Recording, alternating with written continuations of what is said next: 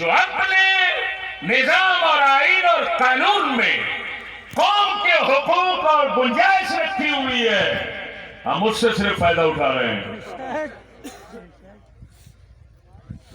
طارق لبیک نے سراسر زیادتی کی ظلم کیا۔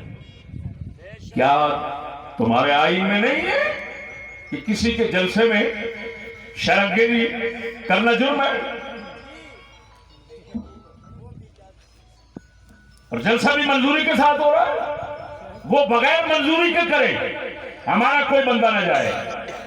اور میں اعلان کرتا ہوں جو ہمارا دوست ہوگا وہ کسی کے جلسے میں شریک نہیں ہوگا۔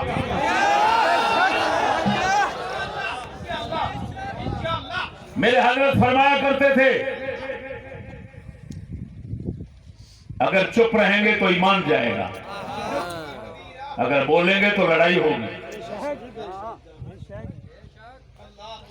اور ہم لڑائی سے ہزارہا گریزاں ہیں۔